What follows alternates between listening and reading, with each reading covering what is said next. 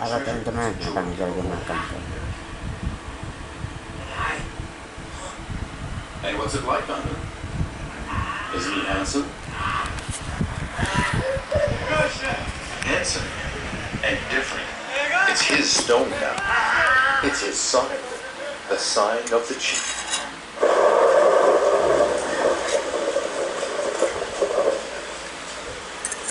The chief wants the one carrying the child to look at the stone. But now's not the time. She's got searing pains in her stomach. The woman wants to be alone when the child comes from her. She knows instinctively what she has to do.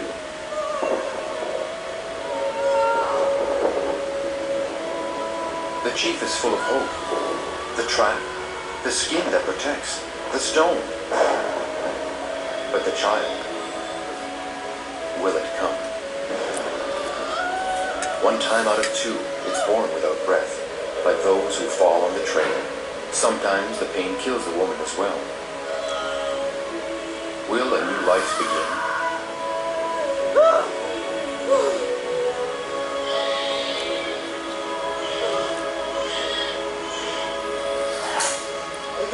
It's alive. It's a little girl. She has a funny head with a straight forehead and no hair on her skin. She looks so fragile and vulnerable.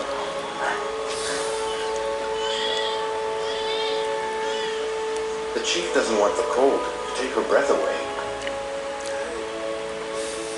He knows now that his skin is no longer for him. His skin is for the child.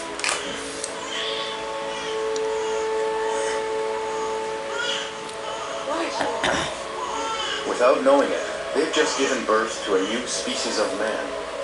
A species that will soon replace them. Homo erectus senses he's done his time, and he's holding the future in his arms.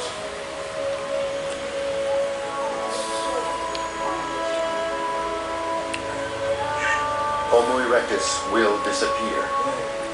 He'll have lived more than 1,000,000 years.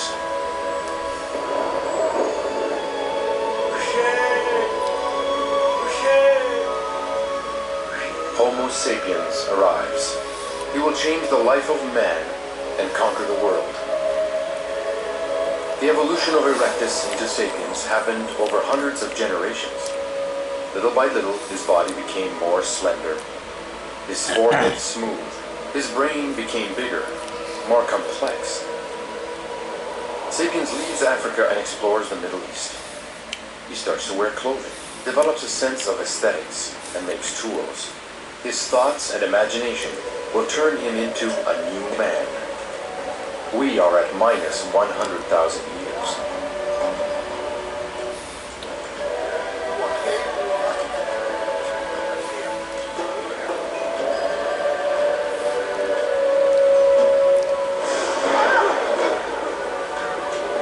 Electrical storms are the worst.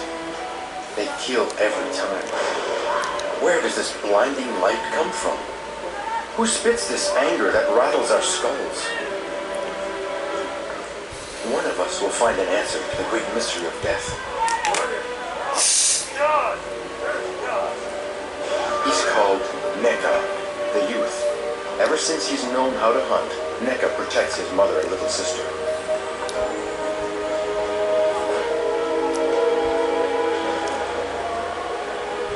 The clan had walked since daybreak. The wind came up suddenly, and the sky began to spit fire. The chief looked for refuge, but found nothing. We huddled together, waiting for nature's fury to pass.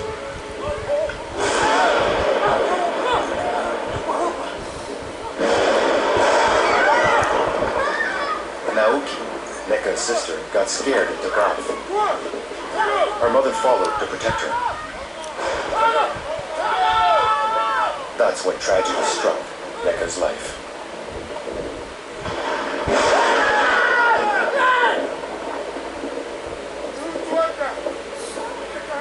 A horned beast appeared from the lightning strike. Neka saw it. The animal left, leaving the bodies of his sister and mother on the ground.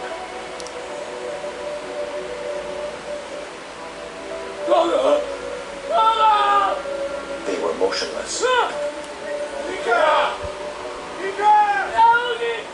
NECA had been unable to protect them. He felt responsible. They had to move and get out.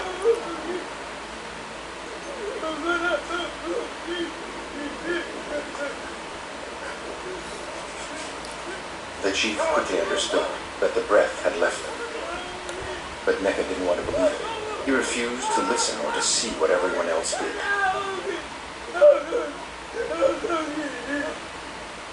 They were dead. Nothing could be done. The chief wanted to leave as soon as possible. But NECA wanted to stay. He wanted to wait until they woke up.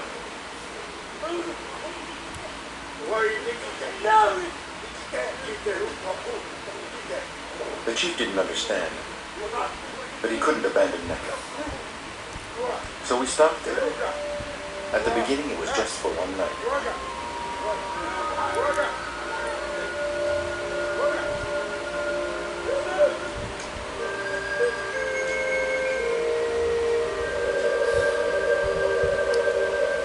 Sapiens is nomadic. Now he makes shelters with skins. His language is more sophisticated. He's got words to talk about abstract concepts like time behind and time ahead. His brain has more memory and is capable of more associations. His imagination is more active and likely his dreams are more impressive. In his sleep, Ada yang mati Sapiens believes he travels into another gara-gara world, apa, petir. a parallel world situated Ya just itulah kalau behind his kehidupan eyes. manusia purba. The clan was still sleeping when a horned beast came to drink at the river.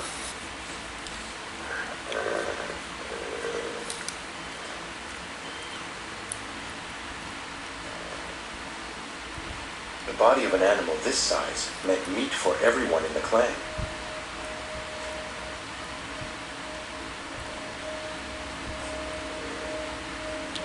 Without a doubt, for NECA, this was the same horned beast. The one who came the day before with the great light.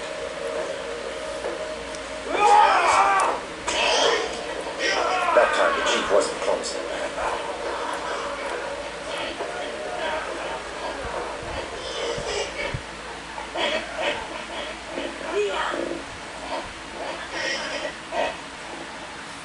The wound would kill her. The chief was proud. Thanks to him, the clan would have food for weeks. But NECA had other things on his mind. In the dying breaths of the animal, he heard his sister groan. Gusi berdarah adalah tanda gusi bermasalah yang dapat menyebabkan gigi tanggal. Baru Pepsodent Galas.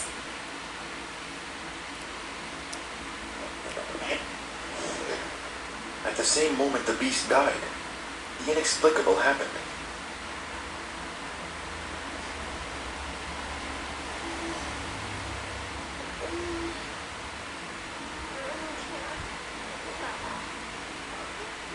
As the breath of the animal disappeared, his sister's breath returned.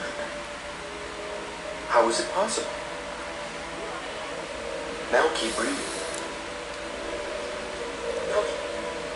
She was coming back to life. Naoki. Naoki. Naoki.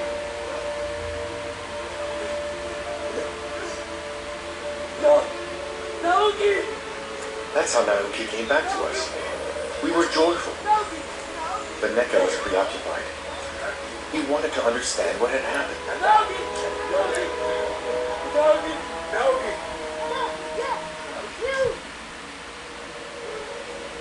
Did the animal give its breath to his sister? Did the death of the animal allow Naoki to live? It was a big mystery. The chief expected thanks for his catch, but instead the clan was taken up with NECA and the miracle.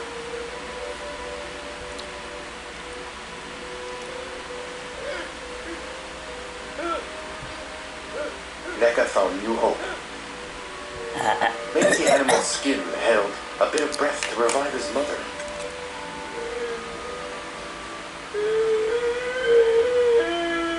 At the beginning, everyone said NECA had lost his mind. He was obsessed with the idea that the horned beast could give life back to his mother.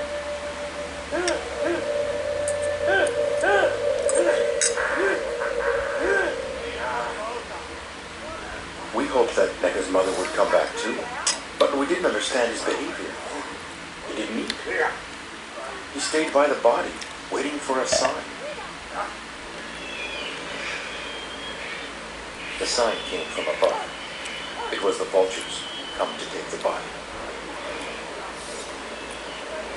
But Necker refused. If the vultures took his mother's flesh, no breath could ever return.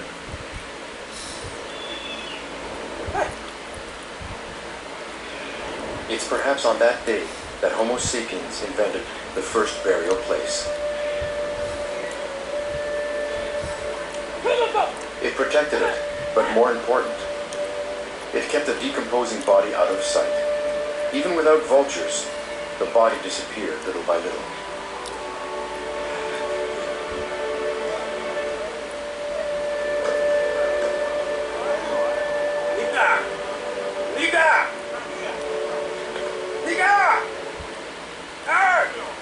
The chief wanted Necker to eat, and he personally offered him a choice piece, which he never does.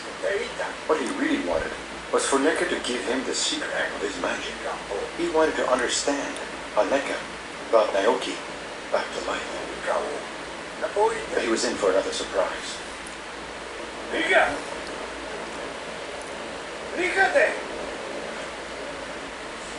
Necker told him that his mother lived in another world and that she needed to eat. He was delirious. But the youth gave his meat to his mother.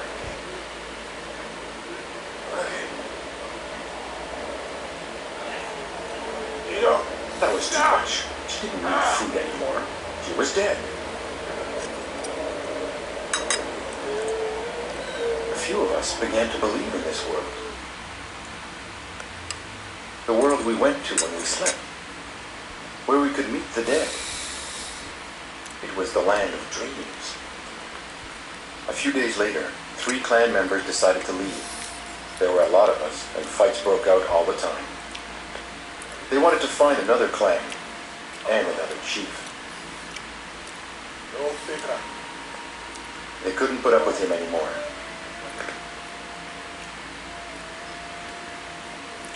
Kalau manusia purba emang Before kayak leaving, gini they wanted to hear about the kehidupannya. images Necker saw behind his eyes one more time. Pindah, tapi nggak, ibaratnya nggak punya rumah.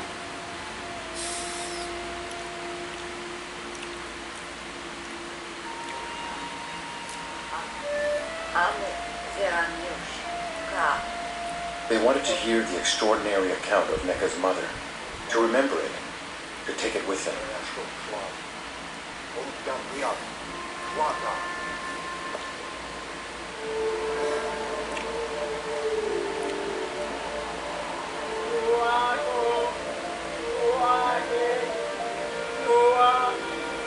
Necker could see the other world, the one where the dead went when their breath left them.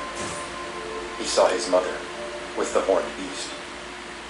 His mother looked at him as if to say, all is well.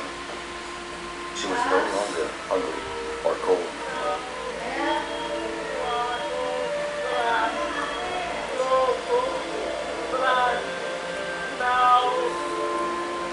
There was a glow behind his eyes that said life continued elsewhere. A life after death. And that changes everything.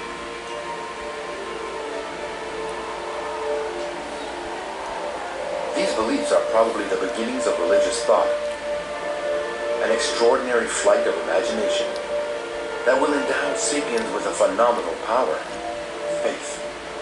The idea of eternity will spread to all people and appease the anguish of death. Now man can imagine a life beyond the limits of his own existence. The time of shamanistic beliefs has arrived. The spirit world has a place alongside the world of the living. We are between -100,000 and -50,000 years. Sapiens explores almost all the territories on the planet. Some head towards Asia, others towards Europe. Why do they risk their lives in an unknown world? Do they follow the game migrations? Signs from nature? Many believe in the power of the sun and the moon. 50,000 years ago, the first group of Homo sapiens arrives in southern Europe. This clan worships the sun. So understandably, its disappearance in the middle of the day terrifies them.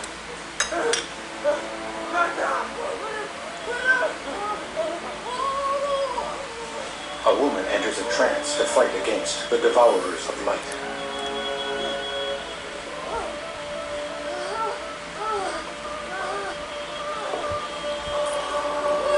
It's coming back. The sun is back.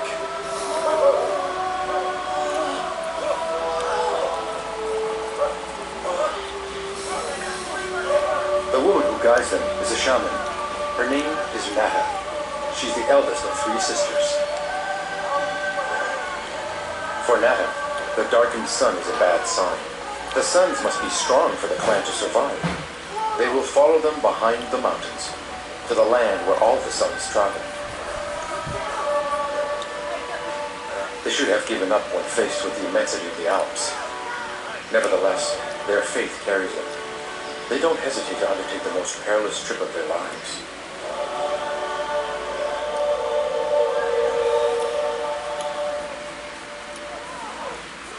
Sapiens encounters white earth for the first time. Their feet burn.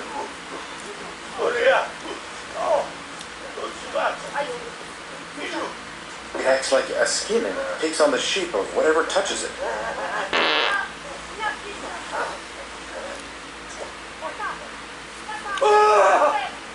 To protect themselves from the cold, Sapiens invents the shoe.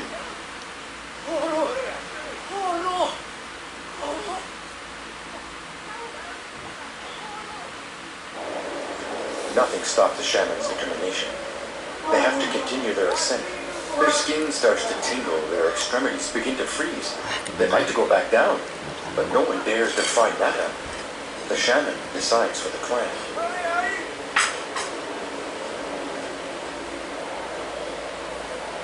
Matriarchy is widespread among Sapiens. Women have the authority. They're responsible for the future of the clan. The men follow.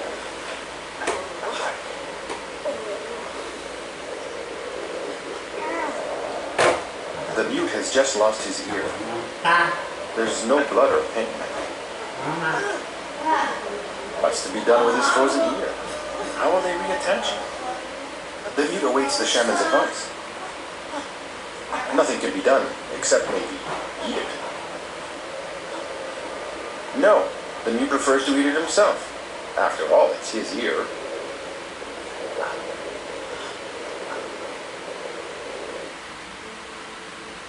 A new sun rose this morning, but its first rays bring neither warmth nor nourishment. Over thousands of years in heading towards the cold lands, Sapiens' skin lightened to better absorb the sun's ultraviolet rays and to promote the synthesis of essential vitamins. They have adapted to a weaker exposure to the sun, but not to higher altitudes.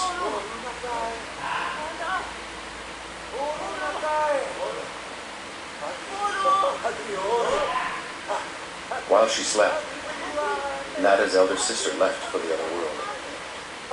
Her cold body became hard like wood.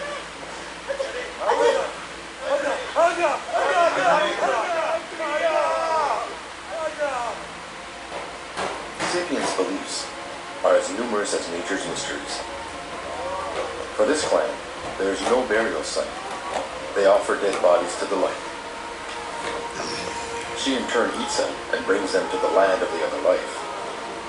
Nada accompanies the dead to help them find the way. One day, she'll find her sister in the world of sun.